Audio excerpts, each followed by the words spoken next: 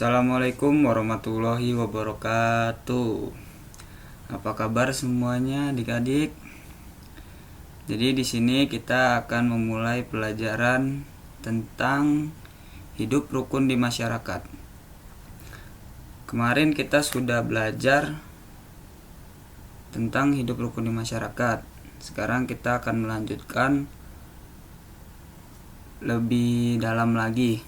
Jadi hidup rukun masyarakat kemarin sudah pada tahu ya.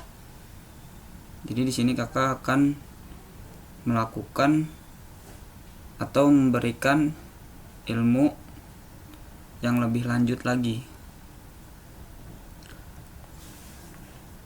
Hidup rukun merupakan hidup yang saling harga menghargai, hormat menghormati, serta juga saling menyayangi di antara sesama manusia. Hal tersebut dapat ditunjukkan dengan perilaku manusia terhadap manusia yang lainnya. Kondisi dari kehidupan yang rukun tersebut akan menimbulkan rasa bahu-membahu, saling tolong-menolong, serta menjauhi perselisihan dan pertikaian antara sesama manusia. Kehidupan mereka yang dapat hidup rukun antara sesama juga akan dipenuhi kedamaian dan ketentraman. Hidup rukun di masyarakat tidak hanya di lingkungan, serta sekitar kita, bahkan dimanapun kita berada. Banyak contoh-contohnya bentuk hidup rukun itu, dan sudah semestinya kita harus hidup rukun di semua tempat dan semua lingkungan yang kita tempati atau yang kita datangi. Jadi, dimanapun kita berada, dimanapun kita tinggal, dimanapun kita berdiri, itu kita harus saling menghormati satu sama lain, saling menghargai satu sama lain, supaya tidak adanya pertengkaran ataupun menjelekkan satu sama lain sesama manusia. Kita ini makhluk sosial. Makhluk sosial itu kan makhluk yang tidak bisa hidup sendiri. Jadi dimanapun kita berada, kita harus saling menghargai. Kondisi dari kehidupan yang rukun itu bisa menimbulkan rasa tolong-menolong, rasa bahu-membahu, serta menjauhkan dari pertengkaran, jelek-jelekan gitu ya. Kita lanjut. Bentuk-bentuk dalam hidup rukun itu banyak. Tidak hanya ada di lingkungan kita, tidak hanya di rumah kita. Banyak bentuk-bentuknya. Contohnya rukun di keluarga. Kita harus rukun di keluarga kita, saling menghargai, saling menghormati. Kita harus menghormati orang tua kita harus menghargai kakak kita harus menjaga adik kita. Lalu ada rukun tetangga. Rukun tetangga itu tidak hanya ketika kita di rumah saja, ketika kita di keluarga saja. Rukun tetangga itu kan kita mempunyai tetangga sekitar rumah kita. Kita juga harus saling menghargai, menghormati, menjaga keluarga kita, menjaga tetangga kita. Lalu ada rukun warga. Rukun warga itu sama seperti kita rukun tetangga. Jadi warga sekitar yang ada di lingkungan kita itu kita harus hormati juga. Mulai dari misalnya kalau ada Pak Ustadz, ada guru-guru kan, ada Pak RT, Pak RW gitu. Lalu ada rukun desa. Rukun desa yang rumahnya di desa, yang rumahnya di kota, yang rumahnya di perumahan, yang rumahnya di komplek gitu kan. Harus kita itu saling menghargai satu sama lain. Lalu ada di sekolah. Rukun sekolah. Rukun sekolah itu kita harus saling menghormati teman-teman kita, menghargai teman-teman kita. Lalu kita harus menghargai guru-guru kita. ketika guru lagi menjelaskan, kita dengarkan, kita perhatikan, kita terapkan ilmu-ilmu yang telah diberikan. Kita hargai ketika dia berbicara, ketika dia mengajar, kita harus menghargainya. Dan kita juga harus menghargai teman-teman kita ketika teman-teman kita melakukan hal yang baik.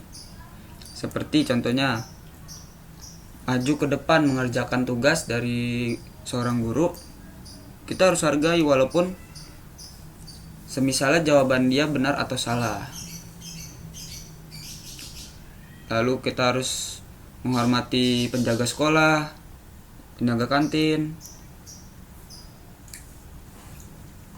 Semua tempat dan semua lingkungan itu harus kita bersikap hormat kepada siapapun. Kita harus menerapkan 5S yang kemarin itu. Senyum, salam, sapa, sopan, dan santun. Itu harus kita terapkan dimanapun kita berada. Lalu ada rukun beragama. Rukun beragama itu tidak hanya kita rukun di agama kita. Kita harus menghormati agama-agama lain. Seperti agama Islam, Kristen, Hindu, Buddha, Katolik. Kita harus saling menghormati satu sama lain. Tidak ada pertikaian antara agama-agama tersebut. Kita tidak boleh menjelek-jelekan agama-agama lain. Kita harus menghargai satu sama lain.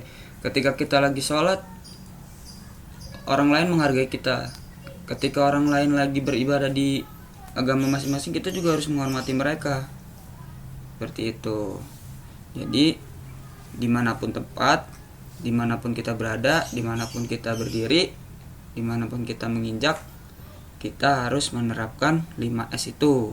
Kita harus sopan, kita harus santun, kita harus menghormati, tidak menjelek-jelekan. Pokoknya kita harus menerapkan 5S. Jangan lupa 5S. Senyum, sapa, salam, sopan, dan santun. Kita lanjut.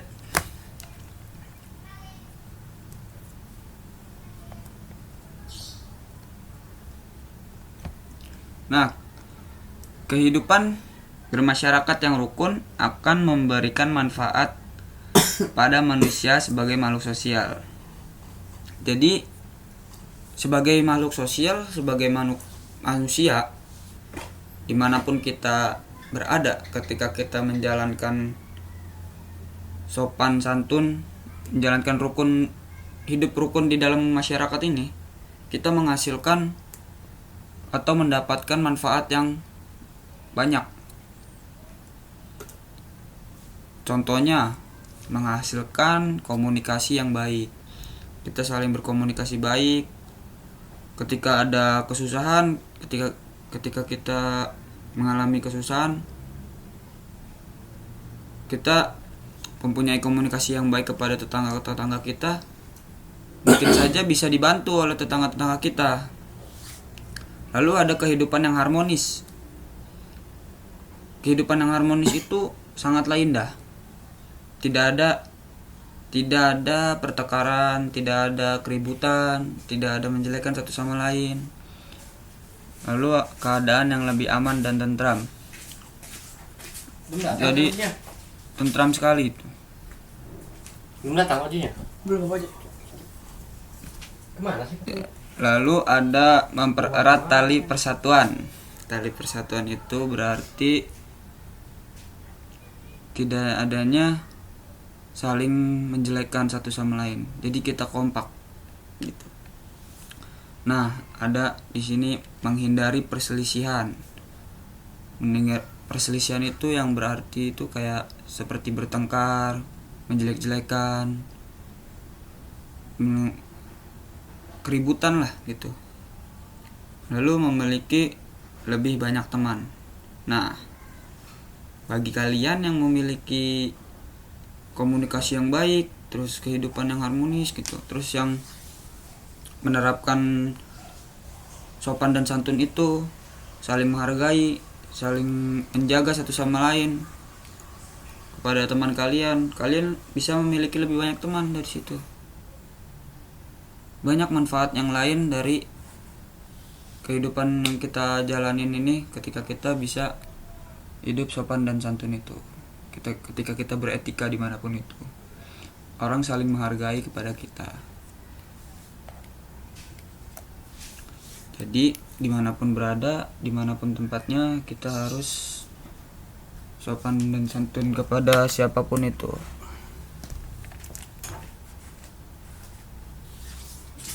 Banyak contohnya seperti kita kemarin itu kan ada gotong royong gitu. Terus ada misalnya di sekolah kalian terjadi bencana banjir gitu. Sekolah kalian kebanjiran misalnya. Kalian bisa bergotong royong pada teman-teman kalian untuk membersihkannya. Karena ketika kita bersama-sama, ketika kita bergotong royong, kita bisa lebih cepat menyelesaikan pekerjaan kita, lebih cepat membersihkan sekolah kita. Alangkah baiknya kalian bersama-sama mengerjakannya, tidak sendiri-sendiri. Karena ketika kita sendiri, kita merasa sangat capek. Ingat, kita makhluk sosial. Makhluk sosial itu tidak bisa hidup tanpa manusia lain. Sebagai makhluk sosial, kita membutuhkan teman hidup. Sama seperti halnya hewan, ketika hewan sendiri maka hewan itu merasa kesepian. Nah, sama seperti kita manusia, ketika kita sendiri pasti kita merasa kesepian. Tidak ada teman, kita kesepian. Jadi kita harus menerapkan itu dimanapun kita berada.